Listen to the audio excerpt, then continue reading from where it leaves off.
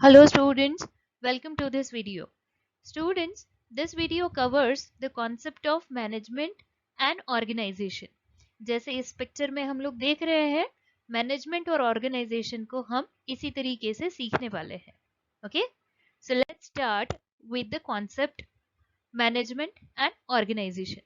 वैसे देखा जाए तो मैनेजमेंट और ऑर्गेनाइजेशन ये दो वर्ड्स होते हैं, लेकिन ये दो वर्ड्स अलग अलग कॉन्सेप्ट है और दोनों को एक साथ मिला के एक नया कॉन्सेप्ट भी समझ में आता है. So as like that these two words are different concepts, but in reality organization and management are interrelated to each other. वो एक दूसरे पर निर्भर करने वाले कॉन्सेप्ट है, ये हम कह सकते हैं. कैसे? Organization is said to be the one of the function of management, part of या फिर one of the function of management. माने जब हम मैनेजमेंट प्रोसेस करते हैं तब उसका एक बहुत बड़ा हिस्सा ये ऑर्गेनाइजेशन होता है. Whereas to achieve the common goal of an organization, अब यहाँ पे ये जो ऑर्गेनाइजेशन है इसका मतलब क्या है? यस, जब कंपनी को हम कहते हैं, मतलब अगर अगर हम लोग कंपनी के बारे में कहेंगे तो कंपनी क्या है? Company group of organisation of group of people है. ओके, मतलब बहुत सारे लोग इकट्ठा होते हैं, एक साथ आते हैं, ताकि वो उन बहुत सारे लोगों का जो एक मोटो होता है प्रॉफिट अर्निंग का, वो मोटो एक साथ आके वो प्राप्त कर सके या फिर वो अचीव कर सके. फाइन. सो ऑर्गेनाइजेशन माने इकट्ठा होना, हम उसे बोल सकते हैं. सो ये ऑर्गेनाइजेशन इकट्ठा होना इसके मतलब के हिसाब से भी चाहेगा, और साथ ही में ये ऑर्गेनाइजेशन पर्टिकुलरली किसी कंपनी को एक सिनोनिम के तौर पर लेके भी जाएगा. उसका मीनिंग सिनोनिम के तौर पे लेके भी हम लोग ऑर्गेनाइजेशन को सीख सकते हैं. Okay, so to achieve the common goal of an organization, it needs, that means the company or the organization of that people needs management for smooth functioning. Okay, basically ये ऑर्गेनाइजेशन क्या काम करता है? उनका एक स्पेसिफिक गोल होता है. Okay, कुछ गोल्स होते हैं, जैसे कि बहुत सारे गोल्स होते, बहुत सारे ऑर्गेनाइजेशन के गोल होते हैं कि वो प्रॉफिट अर्न करे. बहुत सारे ऑर्गेनाइजेशन के गोल होते हैं, बहुत सारे ऑर्गेनाइजेशन के गोल होते हैं कि वो सर्विस प्रोवाइड करे. ओके, बहुत सारे ऑर्गेनाइजेशन के गोल होते हैं वो अपनी जो सोसाइटी की तरफ रिस्पॉन्सिबिलिटी है वो रिस्पॉन्सिबिलिटी फुलफिल करे. ऐसे बहुत सारे गोल्स होते हैं. सो ये गोल्स अचीव करने के लिए जो अलग अलग तरीके से फंक्शंस होते हैं, प्रोसेस होते हैं, अलग अलग क्रियाएं करनी पड़ती हैं, वो सारी क्रियाएं बहुत अच्छी तरीके से स्मूथली बिना किसी अड़चन के पूरी हो, इसके लिए जरूरत क्या है? मैनेजमेंट की जरूरत है. ओके, सो चलो देखते हैं मैनेजमेंट क्या है. मैनेजमेंट पहले हम लोग देखेंगे उसका मीनिंग क्या है. ओके, और उसके बाद में हम आगे चल के डेफिनेशन की ओर जाएंगे. सो मैनेजमेंट क्या है? Management is a process of, okay, process मतलब कंटिन्यूअसली किसी एक पर्टिकुलर डायरेक्शन में चलते रहना. ओके, जैसे आप लोग बड़े हो ना, ये आपकी प्रोग्रेस के और प्रोसेस हो रही है. फाइन. सो किसी पर्टिकुलर डायरेक्शन की ओर चलते रहना, इसे हम प्रोसेस कहेंगे. तो मैनेजमेंट क्या है? एक प्रोसेस है. क्या प्रोसेस करती है? डायरेक्शन क्या है? Designing and maintaining. एक पर्टिकुलर डिजाइन देना और उस डिजाइन को मेंटेन करना. ओके, उस डिजाइन को मेंटेन करना. एंड एनवायरमेंट, किसे डिजाइन करना है और किसे मेंटेन करना है? एनवायरमेंट को डिजाइन करना है. एनवायरमेंट मतलब माहौल. ओके, जैसे हमारे घर का एक अलग माहौल होता है ना? आपके मम्मी पापा किस तरह से काम करते हैं, उनके विचार क्या है, वो क्या संस्कार आपको दे रहे हैं, उनका जो भी आजू बाजू में बातें हो रही है या फिर घटनाएं घट रही है, तो उसके तरफ देखने का नजरिया क्या है, उनकी सोच कैसी है। तो ये क्या है, ये आपके घर का एनवायरनमेंट इन सारी बातों पे डिपेंड करता है, वो माहौल बनता है। तो जैसे आप बचपन से लेकर आज तक आपने आपके पेरेंट्स को देखा है, ग्रैंड पेरेंट्स को देखा है, तो आप भी वैसे ही बनने वाले हैं, इजंट इट। तो ये जो माहौल है, ये माहौल को क्या करना है, कैसे बनाना है, ये मैनेजमेंट का हिस्सा होता है। और ये बनाने के लिए जो काम चलता है, जो प्रोसेस चलता है, उसे मैनेजमेंट कहते हैं। Okay, now environment in which, okay, in which individuals working together in groups. Okay, जैसे आप आपके घर में, आपके पेरेंट्स ने, आपके ग्रैंड पेरेंट्स ने आपके घर का माहौल बनाया है कि भाई बहुत सारे लोग ऐसे होते हैं जिनके प्रिंसिपल्स होते हैं कि कोई है जो पुराने ज़माने में जो भी उनको बताया गया है वो सब ख्यालों को साथ में लेते हुए, वो सब सोच को साथ में लेते हुए आज भी वो वही तरीके से फॉलो कर रहे हैं। ओके, जैसे कि लड़कियों को कुकिंग आना ही चाहिए, लड़कों का कुकिंग नहीं आया तो भी चलेगा, उनका चल जाता है बाहर के काम करने।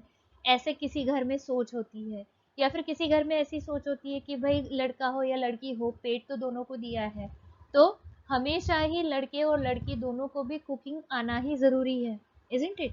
तो ऐसी पर्टिकुलरली एक सोच है जिसे हम मॉडर्न कहेंगे, जिसमें लड़की और लड़के को एक समान तरीके से देखा जाता है।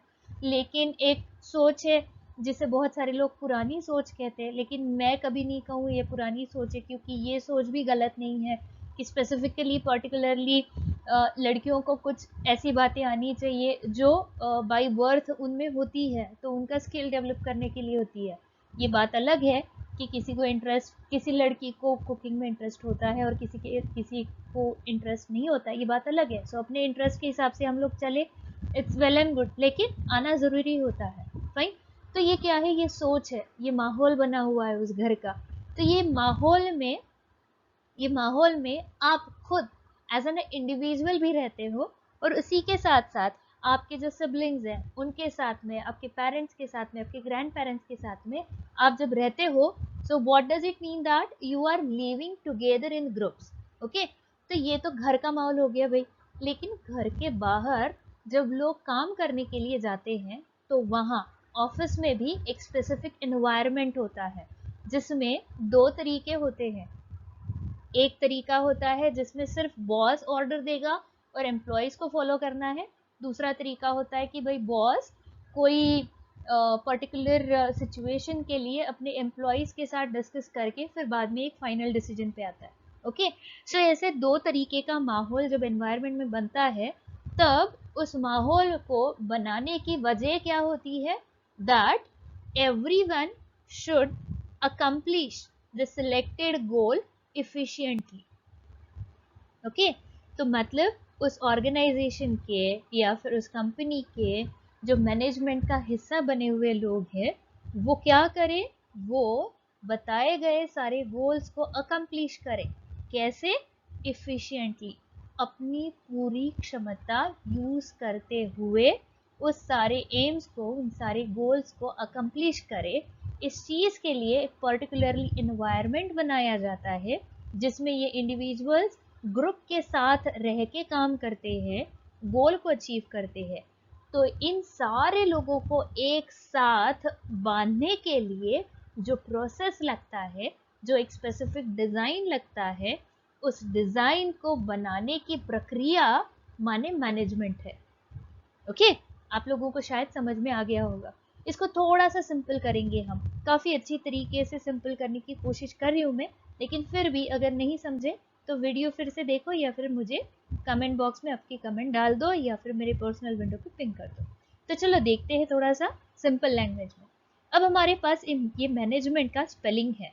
मैंने इसी स्पेलिंग को यहाँ बोल्ड लेटर्स में तोड़ तोड़ के लिखा है। कैसे, मैनेजमेंट में, करेक्ट, पहले तीन लेटर्स एक साथ किए, that is man.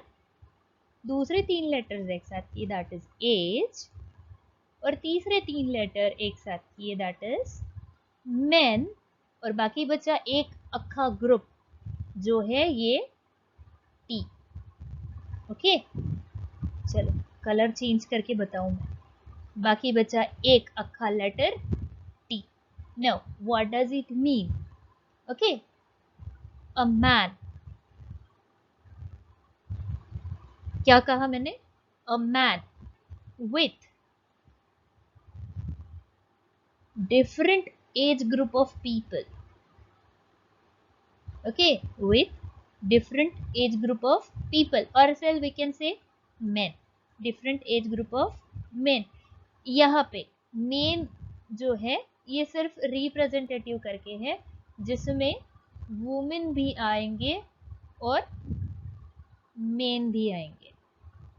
Fine, so a man with different age group of men comes together. Okay, comes together for what purpose? To achieve the goal of a company or goal of an organization is management. इसको सब एक साथ मिला लो। What is management? जब एक कोई इंसान अलग अलग एज ग्रुप के लोगों को साथ लेके चलता है। क्यों? क्योंकि उसे कंपनी के गोल अचीव करने हैं। तो ये प्रोसेस को क्या कहते हैं? मैनेजमेंट कहते हैं। Okay, I hope student you understand little clear with the concept of management. Now go for the next one, that is organisation. तो चलो देखते हैं ऑर्गेनाइजेशन क्या है। Organisation is a setup where individuals from diverse background, okay, एक setup है, एक setup है, और उस सेटअप में क्या हुआ? बहुत सारे लोग आए। कहाँ से आए? अलग अलग बैकग्राउंड से आए। ये बैकग्राउंड को क्या क्या बताएंगे? कौन से बैकग्राउंड मतलब क्या? किसी ऑर्गेनाइजेशन में आ रहे तो different background with different educational qualifications. Okay, ये जो लोग एक साथ आए हैं वो कैसा है? इनका एजुकेशन कैसा है? अलग अलग है।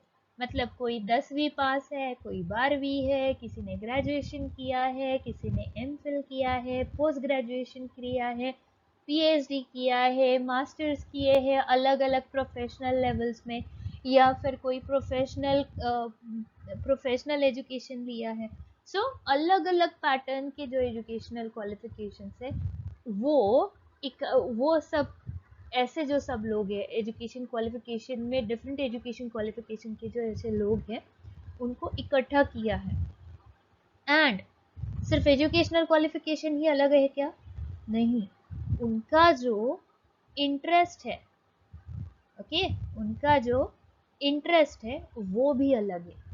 माने इनका एजुकेशन भी है और इनका स्पेसिफिक इंटरेस्ट भी है। इंटरेस्ट माने करेक्ट, बरोबर। इंटरेस्ट का मतलब है आप लोगों को क्या पसंद है, या फिर आपको क्या अच्छा लगता है, ऐसा। ये खाने के लिए नहीं है।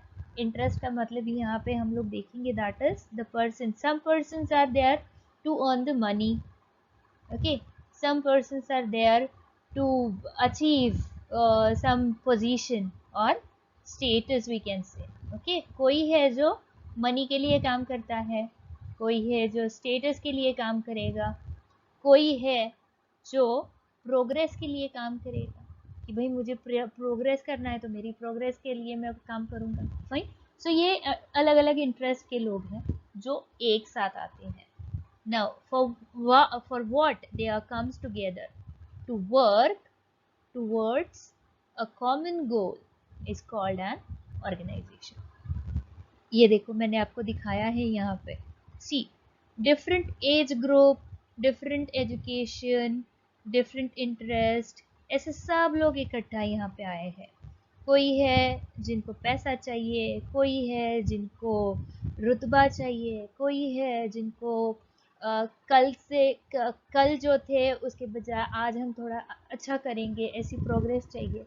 तो ऐसे सारे लोग जब एक साथ इकट्ठा होके एक पर्टिकुलर गोल के लिए काम करते हैं, तो ऐसे स्ट्रक्चर को या ऐसे प्लेस को ऑर्गेनाइजेशन कहा जाता है. Okay student, I hope are you clear with the concept of organisation. Now जब हम लोग ऑर्गेनाइजेशन और मैनेजमेंट को अलग अलग देखते हैं तो कैसे दिखता है? ये दोनों अलग अलग बातें हैं, ये एक साथ या फिर एक दूसरे के साथ जाने वाली बातें नहीं है. ऐसे शुरुआत में मैंने कहा था कि ऐसे एक साथ जाने वाली बातें नहीं है, लेकिन ऐसा है क्या? बिल्कुल नहीं. माने मैनेजमेंट और ऑर्गेनाइजेशन दोनों एक साथ जाएंगे. तो चलो देखते हैं, अगर दोनों वर्ड्स एक साथ आते हैं तो ये एक एक पूरा कॉन्सेप्ट होके क्या करता है या फिर क्या दिखता है. सो ये कॉन्सेप्ट हो गया ऑर्गेनाइजेशन मैनेजमेंट. ये जो ऑर्गेनाइजेशन मैनेजमेंट है, इसमें मैं आपको बताऊं कि मैनेजमेंट के साथ में जब ऑर्गेनाइजेशन जुड़ जाता है तो इसे कभी कभी बिजनेस मैनेजमेंट भी कहा जाता है. ओके इसे कभी कभी बिजनेस मैनेजमेंट भी कहा जाता है. नाउ देखते हैं ये ऑर्गेनाइजेशन मैनेजमेंट या ये बिजनेस मैनेजमेंट क्या है, उसका मीनिंग क्या है या फिर उसका कैसा काम है. फाइन. सो क्या करता है ये organisation management? It helps to extract the best out of each employee so that they accomplish the task within the given time frame. एक स्पेसिफिक है. ऑर्गेनाइजेशन मैनेजमेंट क्या करेगा? जो एम्प्लॉयज है उनमें से सबसे अच्छा क्या है वो सब निकालने के लिए ऑर्गेनाइजेशन मैनेजमेंट मदद करता है. कैसे? क्योंकि मैनेजमेंट के टाइम पे जब बहुत सारे लोग इकट्ठा आते हैं तो कोई एक बंदे को काफ़ी अच्छे तरीके से समझता है कि कौन से बंदे में क्या प्लस पॉइंट्स है और कौन से बंदे में क्या माइनस पॉइंट्स है. तो भाई हमें अगर गोल अचीव करना है तो जो प्लस पॉइंट्स है उसे काफ़ी अच्छी तरीके से डेवलप करेंगे और जो माइनस पॉइंट है उन्हें कम करने की कोशिश करेंगे. Isn't it? तो अगर ऐसा करते रहेंगे तो डेफिनेटली एम्प्लॉयज़ में जो बेस्ट होगा वो बाहर निकल के आएगा. लेकिन सिर्फ बाहर निकल के आना ये ज़रूरी है? नहीं, बल्कि एम्प्लॉय का जो बेस्ट है वो बाहर तो आता ही है, but with in a given time frame. Okay, now again it binds the employees together and gives them a sense of loyalty towards organization. Organization जब एक फैमिली की तरह फील करवाता है उनके लोगों को, माने अगर ऑर्गेनाइजेशन ये पार्टिसिपेटिव नेचर का अगर है तो डेफिनेटली जो एम्प्लॉयज़ है उनको बहुत अच्छा लगता है कि भाई हम लोग सब साथ में हैं, साथ में काम कर रहे हैं, तो उनकी लॉयल्टी बढ़ती है. माने वो अपने कंपनी की तरफ ज़्यादा रिस्पॉन्सिबल भी होते हैं, लॉयल भी होते हैं, सीक्रेसी बाहर लीक करने की वो कभी नहीं सोचते.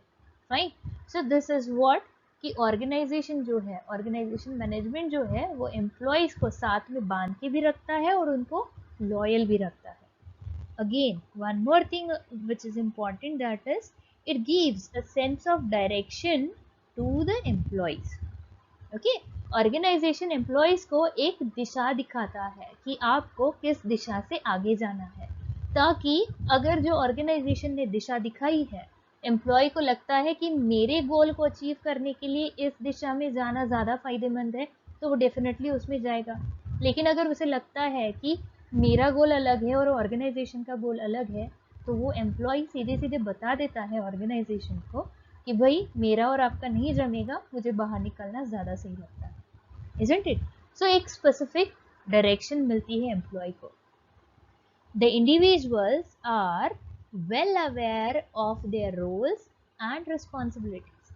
तो जब अगर आपको खुद पता चल जाए कि मेरे गोल्स और ऑर्गेनाइजेशन के गोल्स एक साथ मिल रहे हैं तो ऐसे समय में वो इंडिविजुअल को काफ़ी अच्छी तरीके से समझ में आता है कि मेरे रोल्स क्या है और मेरे रिस्पॉन्सिबिलिटी क्या है. माने ऑर्गेनाइजेशन का गोल अचीव करने के लिए अगर मेरे गोल अचीव करना ज़रूरी है एक स्पेसिफिक टाइम पीरियड फ्रेम में, तो मुझे मेरे गोल्स को अचीव करना ज़रूरी ही है. मैं अपने गोल्स को अचीव करने के लिए ज़्यादा टाइम नहीं लूँगा। ये उसे समझ में आता है अपने आप, किसी और ने बताने की उसको ज़रूरत नहीं पड़ती। And know what they are suppose to do in the organisation, और साथ ही में उन्हें पता चलता है कि मैं ऑर्गेनाइजेशन के लिए क्या कर सकता हूँ। Okay, I hope student you are little clear about this concept. चलो इसमें थोड़ा और देखते हैं। ऑर्गेनाइजेशन मैनेजमेंट हम लोग कह सकते हैं that is it's an effective management. Organisation management या बिजनेस मैनेजमेंट जो होता है, ये मैनेजमेंट का एक इफेक्टिव पार्ट होता है which ensures the profitability for the organisation. Okay, profitability for the organisation. अब अगर हम लोग इसको पूरी तरीके से देखेंगे ना, तो इसमें कहा जाता है कि भाई अगर ये मैनेजमेंट है, लोग अगर प्रॉफिटेबल है, तो धीरे धीरे आप प्रोडक्टिव बनते हैं। ओके, आप कैसे बनते हैं? प्रोडक्टिव बनते हैं। तो भाई अगर समझो, सॉरी,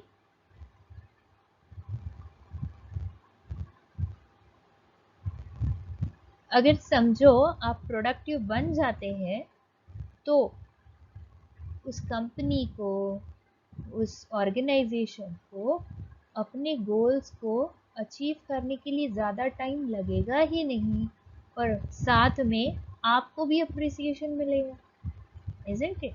तो आप प्रोडक्टिव बनते हो तो आपको भी फ़ायदा है और ऑर्गेनाइजेशन को। और ये किस लिए होता है, किस वजह से होता है? करेक्ट, ये होता है मैनेजमेंट की वजह से। So we can see that in layman's language. Okay, चलो कलर चेंज करो, मैं एक कलर में बोर हो गए। सो इन layman's language, organization management refers to efficient handling of the organization as well as employees. Organization management क्या है? Efficient handling of organization as well as employees. Okay, student, I hope you understand. आप लोगों को ये समझ में आया है? अगर नहीं आया है तो वीडियो फिर से एक और बार देखिए, फिर भी नहीं अगर समझ में आता है तो आप मुझे कमेंट बॉक्स में डाल दीजिए क्या प्रॉब्लम है, क्या क्वेरी है, या फिर मेरे पर्सनल विंडो पे पिंग कर दीजिए। So let's go for the first concept that is management. अभी हम लोगों ने organisation management as a concept देखा, मैनेजमेंट एज अ कॉन्सेप्ट देखा, ऑर्गेनाइजेशन एज अ कॉन्सेप्ट देखा। अब हमें देखना है मैनेजमेंट एक डेफिनेशन के तौर पर उसे कैसे स्ट्रक्चर किया गया। वैसे तो बहुत सारे मैनेजमेंट थिंकर्स हैं जिन्होंने मैनेजमेंट को, उन्हें क्या लगा, इसको समझने के बाद में एक डेफिनेशन में बांधने की कोशिश की है। लेकिन पर्सनली मुझे बहुत अच्छी लगती है वो डेफिनेशन जो हरोल्ड क्रूज ने दी गई है। कौन सी डेफिनेशन है ये? Management is an art of getting things done through and with the people in formally organized groups. Okay, क्या कहते हैं हरोल्ड कि मैनेजमेंट क्या है? It's an art. अब बहुत सारे लोगों को एक साथ लाके उनके साथ काम करना, ये तो कोई ऐसी वैसी बात नहीं है।